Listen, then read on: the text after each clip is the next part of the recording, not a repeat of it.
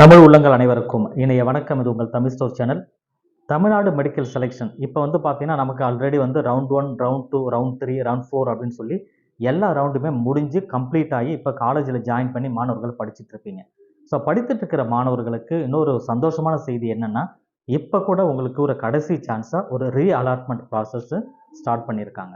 So ரீ allotment ஏற்கனவே நீங்கள் இப்போ படிச்சுட்டு இருக்கிற 4வது ரவுண்டில், அதாவது ஸ்டே ரவுண்டில் சேர்ந்து சீட்டு கிடச்சி அதில் படித்த மாணவர்களாக இருந்தாலுமே இப்போ ரீ அலாட்மெண்ட்டுக்கு உங்களால் அப்ளை பண்ணக்கூடிய ஒரு வாய்ப்பு அப்படின்றது கிடைக்குது. ஸோ இதை நம்ம பயன்படுத்தலாமா? இது யார் எலிஜிபிள், யார் எலிஜிபிள் இல்லை? இந்த ஸ்பெஷல் ஸ்டே வேக்கன்சி ரவுண்டுன்றது தமிழ்நாட்டில் இப்போ ஸ்டார்ட் பண்ணியிருக்காங்க. அதற்குரிய விஷயங்களை என்னென்ன அப்படின்றத இந்த வீடியோவில் டீட்டெயிலாக நம்ம பார்க்கலாம். ஸோ அப் டு எண்டு வரைக்கும் பாருங்கள். நம்ம சேனல் இது வரைக்கும் நீங்கள் சப்ஸ்கிரைப் பண்ணலாம், மறக்காமல் சப்ஸ்கிரைப் பண்ணிக்கோங்க. அடுத்தடுத்த வீடியோக்கள் உங்களுக்காக காத்துக்கிட்டு இருக்கு. ஸோ இப்போ என்ன அப்படின்னா, நமக்கு நம்பர் ஆஃப் சீட் வேக்கண்ட் அப்படின்னு பார்க்கும்போது ஒரு 7 எம்பிபிஎஸ் சீட்டு இருக்குது. ஸோ இன்னமும் ஸ்டில் 7 எம்பிபிஎஸ் சீட்டு இருக்குது. இது இல்லாமல் 28 பிடிஎஸ் சீட்டும் அவைலபிள் இருக்குது. ஸோ 7 எம்பிபிஎஸ் சீட்டு, 28 பிடிஎஸ் சீட்டு. இது இல்லாமல் அன்னை மெடிக்கல் காலேஜ், நம்ம எல்லாருமே சொல்லிட்டு இருந்தோம் அன்னை மெடிக்கல் காலேஜ் சீட் இன்க்ரீஸ் பண்ணுறாங்க அப்படின்னு சொல்லிட்டு என்எம்சி ஒரு கைட்லைன்ஸ் கொடுத்து என்எம்சி வழிப்படி ஒரு 50 சீட்டை இன்க்ரீஸ் பண்ணியிருக்காங்க. ஸோ இப்போ பார்த்தீங்கன்னா அதுக்கும் சேர்த்து நமக்கு கவுன்சிலிங் அப்படின்றது நடக்குது. ஸோ இதில் இந்த கவுன்சிலிங் அப்படின்னா அது கவுன்சிலிங்காக இல்லாமல் நமக்கு ஒரு ரீ அலாட்மெண்ட் ப்ராசஸாக கொண்டு வராங்க. ஸோ 50 சீட் எக்ஸ்ட்ரா இருக்குது. ஸோ ரீ அலாட்மெண்ட்டில் இதில் பார்ட்டிசிபேட் பண்ணுறவங்களும் இந்த சீட்டை எடுத்துக்க முடியும் அப்படின்ற விஷயங்கள் இங்கே சொல்லப்படுது. ஸோ யாரெல்லாம் இதுக்கு நாட் எலிஜிபிள், ஃபஸ்ட்டு யாரெல்லாம் இதுக்கு எலிஜிபிள் இல்லை அப்படின்ற விஷயங்கள் 25ஆம் தேதியிலேருந்து கிட்டத்தட்ட நமக்கு இது ஸ்டார்ட் ஆகும். அவங்க ஆஸ் பர் என்எம்சி சொல்லியிருக்காங்க. ஆல் இண்டியா கோட்டாவில் அந்த கவுன்சிலிங் ஷெடியூல்லே தமிழ்நாடு ஸ்டேட் கவுன்சிலிங் அப்படின்ற விஷயங்கள் 25ஆம் தேதியிலிருந்து 5ஆம் தேதிக்குள்ளே கிட்டத்தட்ட 31ஆம் தேதிக்குள்ள 30ஆம் தேதிக்குள்ளே எல்லாத்தையும் கம்ப்ளீட் பண்ணணும் அப்படின்னு சொல்லியிருக்காங்க. ஸோ அதன்படி பார்த்தீங்கன்னா நமக்கு 25ஆம் தேதி கவுன்சிலிங் அப்படின்றது தமிழகத்துலையும் ஸ்டார்ட் ஆகிடும். பட் இருந்தாலுமே அந்த ஸ்பெஷல் ஸ்டே வேக்கன்சிக்குரிய இந்த 50 சீட் இன்க்ரீஸ் ஆச்சு. அதுக்குரிய ரீ அலாட்மெண்ட் ப்ராசஸும் இருக்குது. ஸோ இதற்கு யாரெல்லாம் எலிஜிபிள், யார் எலிஜிபிள் இல்லை, யார் அப்ளை பண்ணலாம், யார் அப்ளை பண்ணக்கூடாது அப்படின்ற விஷயங்களையும் டீட்டெயிலாக நம்ம இந்த வீடியோவில் பார்க்கலாம். ஸ்பெஷல் ஸ்டே வேக்கன்சியில் அப்படின்னு பார்த்தீங்கன்னா இப்போ நாட் எலிஜிபிள், யாரெல்லாம் எலிஜிபிள் இல்லை அப்படின்ற விஷயங்களில் ஸ்டே ரவுண்டில், அதாவது 4வது ரவுண்டு நமக்கு ஸ்டே ரவுண்ட் அப்படின்னு சொல்லுவோம். இந்த ஸ்டே ரவுண்டில் உங்களுக்கு சீட்டு கிடச்சி நீங்கள் ஜாயின் பண்ணிட்டீங்க, சரிங்களா? ஜாயின் பண்ணியிருக்கிறீங்க அப்படின்னா you are not eligible to participate this round, அதாவது ஸ்பெஷல் ஸ்டே வேக்கன்சி ரவுண்டுக்கு யூ ஆர் நாட் எலிஜிபிள். ஏற்கனவே நீங்கள் ஜாயின் பண்ணிட்டீங்க அப்படின்றதுனால. ஸோ இது இல்லாத ஆல் இண்டியா கோட்டாவில் நீங்கள் ரவுண்ட் 1, ரவுண்ட் 2, ரவுண்ட் 3 இது எதுலையுமே நீங்கள் பார்ட்டிசிபேட் பண்ணிவிட்டு நீங்கள் ஜாயின் பண்ணியிருக்கிறீங்க அப்படின்னா, சீட்டு கிடச்சிருக்குதுனாலுமே இந்த ஸ்டேட் கவுன்சிலிங்க்கும் நீங்கள் எலிஜிபிள் இல்லை அப்படின்னு சொல்கிறாங்க.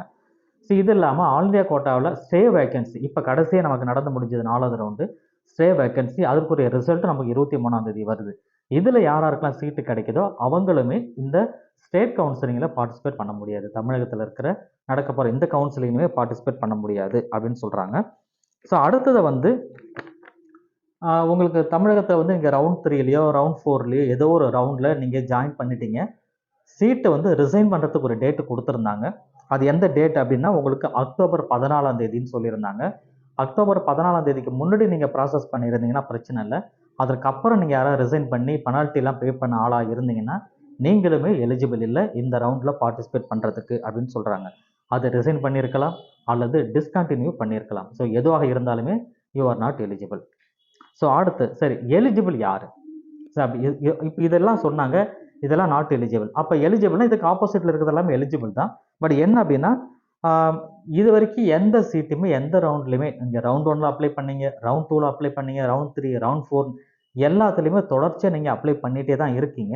கடைசி வரைக்குமே உங்களுக்கு சீட்டு கிடைக்கல அப்படின்னா you are eligible to participate special stray vacancy round அப்படின்றது.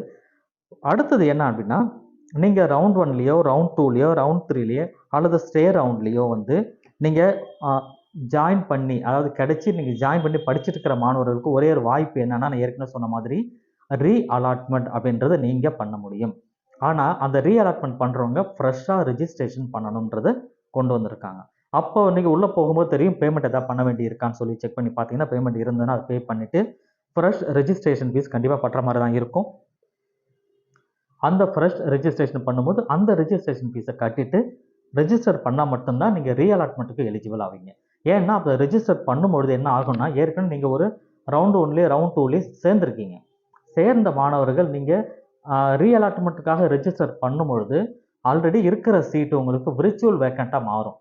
அந்த விர்ச்சுவல் வேக்கண்ட் அப்படின்னா நீங்கள் இன்னும் வெளியே வரல, ஆனால் இப்போதைக்கு நீங்கள் அடுத்த ரவுண்டுக்கு நீங்கள் ரிஜிஸ்டர் பண்ணும்பொழுது இருக்கிற உங்கள் சீட்டு வேக்கண்ட் ஆகாது, விர்ச்சுவல் வேக்கண்ட்டாக இருக்கும்.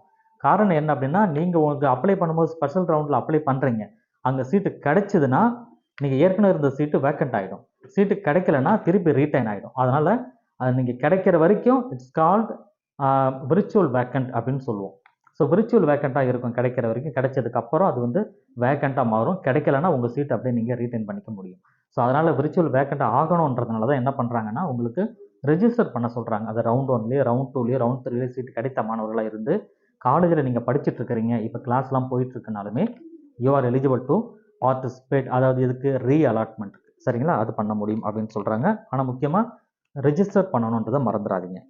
ஸோ இது இல்லாத ஏதாவது ஒரு ரவுண்டில், எந்த ரவுண்ட்லையுமே இருந்து ஸ்பெஷல் ரவுண்டில் உங்களுக்கு அது குறிப்பாக அவங்க சொல்ல போகிற இப்போ நடக்க போகிறது அதுதான். அந்த ஸ்பெஷல் ரவுண்டில் உங்களுக்கு சீட்டு கிடச்சி, எப்படி ஆல் இண்டியா கோட்டாவில் சொன்னாங்களோ கிட்டத்தட்ட அதே மாதிரி தான் ஸ்பெஷல் ரவுண்டில் உங்களுக்கு ஒரு சீட்டு கிடச்சி நீங்கள் சேரலைன்னா you are not eligible 1 year. அதாவது 1 இயர்க்கு நீட் எக்ஸாம் கிடையாது.